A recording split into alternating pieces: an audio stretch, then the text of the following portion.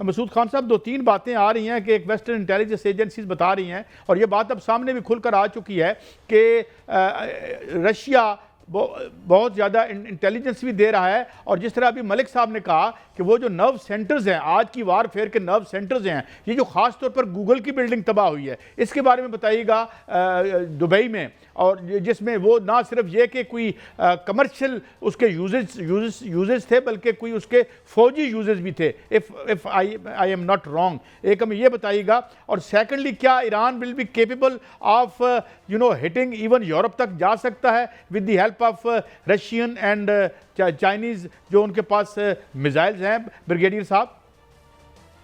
यहाँ देखें, जो स्पेशली गल्फ कंट्रीज की यहाँ ने बात की है, स्पेशली जो देखें कि मैक्सिमम अटैक आफ्टर इसराइल के बाद या बेसिस के बाद जो हुआ है वो दुबई में हुआ या यूएई में हुए हैं। और आपको याद है कि यूएई और बहरीन दो कंट्री जिन्होंने तस्लीम किया हुआ है इसराइल को, सो देयरफॉर इधर बड़ा फोकस रहा है। और सिमिलरली देखें, उन्होंने यही कहा, इनके स्ट्रेटेजी में शामिल है कि बेसिस पे जाएंगे, then we will go for the जो दूसरे हैं एयरपोर्ट्स पे जाएंगे, होटल्स पे जाएंगे, और जो दूसरे एरियाज हैं, जिस तरह आपने कहा ये गूगल के ऑफिस साहब इन्होंने कहा कि they will go for the commercial area जो सेंटर्स हैं mainly run by American influence यहाँ पे है या यूरोपियन इन्फ्लुएंस है, उनको भी हिट करेंगे। तो गल्फ कंट्रीज में वो है। So that is one thing. यकीनन देखें कि जो गल्फ कंट्रीज है, अगर आप देखें दुबई तो वैसे भी इंटेलिजेंस एजेंसीज का हब है, दुनिया की तमाम एजेंसी यहाँ ऑपरेट करती है। और आपने देखा होगा पाकिस्तान के अगेंस्ट भी यहाँ से बहुत सारी पास में इंडिया वाले ऑपरेट करते रहे, रॉ यहाँ से ऑपरेट करती रही है। तो फिर अभी देखें ना कि अभी जो कुछ पकड़े गए हैं मस्जिद इंडियंस यहाँ से गल्फ कंट्रीज से। और दूसरी बात जो आपने की थी कि रशिया और चाइना ने इनको दिए हुए मिसाइल्स जो हैं, अब बताया जा रहा है DF-7 सीरीज के जो मिसाइल हैं जो 10,000 किलोमीटर प्लस के भी हैं। इवन इनका खुरम शहर जो रिपोर्टेडली, खुरम शहर जो अभी जो आजकल फायर हो रहा है, इसके 2000 किलोमीटर रेंज है। खुरम शहर जैसे सीरीज 4 है, और इसको खैबर भी कहते हैं। और अभी ये 1500-1800 kg का ये पेलोड लेके जा रहा है, और जिस पे ज्यादा इम्पैक्ट क्रिएट हो रहा है। एक मैंने पहले कहीं पढ़ा था कि इसकी भी इतनी कैपेबिलिटी ये एनहांस कर सकते हैं, they have the potential to 10,000 kilometre. Brigadier साहब, ये तो बहुत बड़ी खबर आपने दी है कि DF रेंज के जो 2000 किलोमीटर के 10,000 बल्कि किलोमीटर के रेंज के जो मिसाइल हैं वो ईरान को पहुंच चुके हैं। यही तो इजराइल और उसको खौफ था। 10,000 किलोमीटर के अगर वहां पर हैं तो इसका मतलब है कि ना यूरोप फिर जो है वो उनसे बच सकता है, ना अमेरिका बच सकता है। कोई भी जो ईरान पर हमलावर होगा वो उसको निशाना बनाएंगे। जी हाँ, देखिए, जंग से पहले तो बहुत कार्गो यहाँ पर लैंड किया है ईरान में। आपने देखा होगा चाहे वो रशियन था, अमेरिका या चाइनीज था, वो तो कार्गो 1000 टन के हिसाब से अनलोड हुआ है।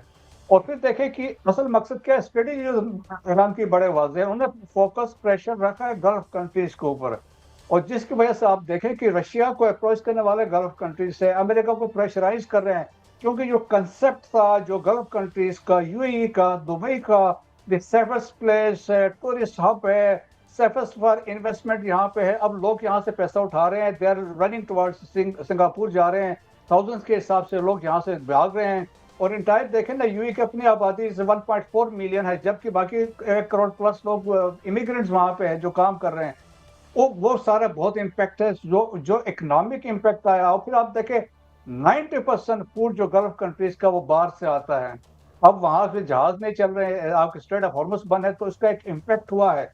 तो मेरा ख्याल में ये इतना वास्ट उस पर ईरान नहीं जाएगा, ईरान इसी में फोकस रखेगा। लेकिन दरमियान में लेट्स नॉट फॉरगेट की जो फॉल्स फ्लैग ऑपरेशंस की बातें हो रही है, क्योंकि सऊदी अरब पे जो फायर हुए थे मिसाइल्स, वो बताया जा रहा है कि वो ईस्ट से आए थे। तो ईस्ट से इजराइल भी है, लेबनान वाली साइड है, वहां से पॉसिबिलिटी है। और फिर ईरान वाला भी, ईरान ने यही पॉइंट जो है मैं एयर मार्शल साहब आपके सामने रखता हूं। अभी जो ब्रिगेडियर साहब ने निशानदेही की है कि जो सऊदी अरब पर हमला हुआ या दीगर जिसमें तुर्की पर हमला हुआ या अजरबैजान पे हमला हुआ, वो ईरान ने उसकी तरदीद की, वो कहीं और से आए। और जो ईस्ट से बात की जा रही है वहां इजराइल भी है, और गालिब इम्कान है, बल्कि यकीन से कहा जा रहा है कि यह इजराइल की शरारत हो सकती है, क्योंकि पूरे गल्फ को वो आग की लपेट में लाना चाह रहा है। ईरान ने जो कल जवाबी हमले किए एयर मार्शल साहब, उसमें बताया यह जा रहा है कि उसमें बिन गोरियन जो उनका एयरपोर्ट है वो मुकम्मल तौर पर तबाह कर दिया गया है, और जो हैफा सी पोर्ट है वहां पर भी बहुत बड़ा नुकसान वहां पर पहुंचा है। और बहरीन में जो अमेरिकी फौजियों पर हमला हुआ, वहां पर ईरान ने दावा किया है कि 100 अमेरिकी फौजी जो हैं वो घायल हो चुके हैं, जख्मी हो चुके हैं, बहुत बुरी तरह जख्मी हो चुके हैं। अब नेतन्याहू के बारे में भी सर ये दावा किया जा रहा है कि या वो मारा गया है या वो जख्मी है, क्योंकि मंजर आम पर भी नहीं आ रहा, उसके घर पर भी बड़ा खतरनाक हमला किया गया है। आप क्या समझते हैं कि शैतान जो है वो पार हो गया है? देखिए, इस वक्त जो फॉग ऑफ वॉर है उसमें किस खबर की कितनी सच्चाई है ये वैलिडेट करना ज़रा मुश्किल काम है।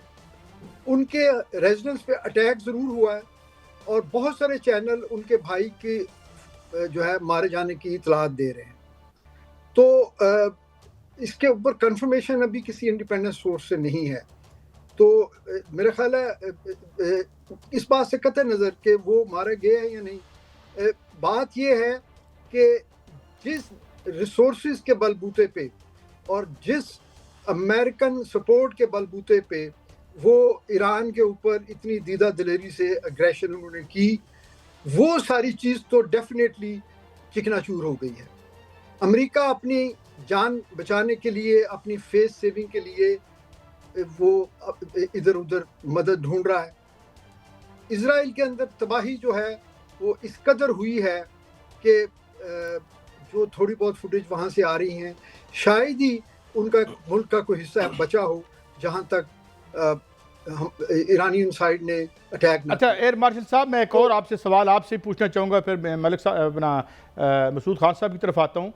कितनी पॉसिबिलिटी है टैक्टिकल न्यूक्लियर वेपन के इस्तेमाल की अगर दे आर कार्नर्ड, जिस तरह कहा जा रहा है कि ये कार्नर्ड हो गए और जिस तरीके से ये एक अनस्क्रूपुलस किस्म के लोग हैं, चाहे वो ट्रंप हो चाहे वो हो, and if at all this horrible thing happens, Iran क्या फिर भी सर्वाइव कर सकेगा और हिट बैक कर सकेगा? एयर मार्शल साहब